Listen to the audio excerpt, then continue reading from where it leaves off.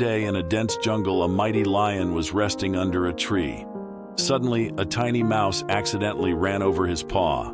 The lion woke up, furious at the disturbance. The frightened mouse begged for his life, promising to help the lion one day if spared. The lion, amused by the idea of such a small creature helping him, decided to let the mouse go. A few days later, the lion was caught in a hunter's net. No matter how hard he tried, he couldn't free himself and began to roar in despair. Remembering his promise, the mouse heard the lion's roars and rushed to help. With his sharp teeth, the mouse gnawed through the ropes, freeing the lion. The lion, humbled and grateful, realized that even the smallest of creatures can make a big difference. From that day on, the lion and the mouse became the best of friends. In a small village nestled among the hills, there lived an old woman named Maya. Though she had little, her heart was full of kindness. Every day, she would go to the market with her meager earnings, buying just enough to get by. Yet, she always saved a small portion to give to those in need. One day, a young traveler appeared at Maya's door, tired and hungry.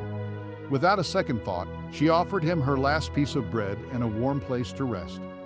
The traveler, grateful for her generosity, revealed that he was no ordinary man but a wandering sage. "Your kindness has touched me, Maya," said the sage. "For your generous spirit, I will grant you a wish." Maya thought for a moment and then said, "I wish for the well-being of everyone in this village." From that day on, the village flourished like never before. Maya's wish had brought prosperity and joy to everyone. The villagers, in turn, learned from Maya's example, becoming more generous and kind-hearted. And so, the village thrived, not because of wealth or power, but because of the generous spirit of one kind woman who believed that true happiness comes from giving. Conclusion: generosity, no matter how small, has the power to change the world. In a quiet village, a greedy dog stumbled upon a large, juicy bone. Delighted with his find, the dog quickly grabbed the bone and ran off, eager to enjoy his meal without sharing. As the dog crossed a narrow bridge over a river, he happened to glance down and saw his own reflection in the water. But the greedy dog didn't realize it was just a reflection. He thought it was another dog with an even bigger bone. Overcome by greed, the dog growled at the other dog in the water, trying to snatch the larger bone. But as soon as he opened his mouth to bark, the bone he was holding fell into the river with a splash. The greedy dog watched helplessly as his precious bone disappeared into the water, realizing too late that his own greed had cost him everything. With nothing left, he learned a hard lesson. Greed leads to loss. In a dense forest, a humble woodcutter worked hard every day, felling trees to make a living. But one day, as he swung his axe, it slipped from his hands and fell into the river. Just as the woodcutter despaired over the loss of his only tool, the calm waters began to glow. From the river emerged a beautiful water spirit, holding a gleaming golden axe. The spirit asked, "Is this golden axe yours?" But the honest woodcutter shook his head. "No, my axe was just a simple iron one." The spirit then showed him a silver axe, but again, he honestly declined.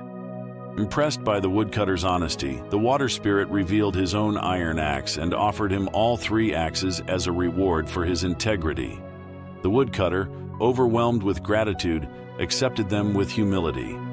Returning to his village, the woodcutter shared his story with his fellow villagers, who were amazed by his honesty and the rewards it brought. From that day on, the village thrived on the values of truth and integrity. "Why is it," asked the rich man to his minister, "that people call me stingy when everyone knows that when I die, I'm leaving everything to the church?" The minister, with a gentle smile, replied, "Let me tell you a fable about the pig and the cow. The pig was unpopular while the cow was beloved. This puzzled the pig. "People speak warmly of your gentle nature and your sorrowful eyes," the pig said to the cow. "They think you're generous because each day you give them milk and cream. But what about me? I give them everything I have. I give bacon and ham. I provide bristles for brushes. They even pickle my feet. Yet no one likes me. Why is that?" The cow gently replied, "Perhaps it is because I give while I'm still living." The rich man fell silent, pondering the fable's wisdom. True generosity is not about what you leave behind, but what you give while you're still living.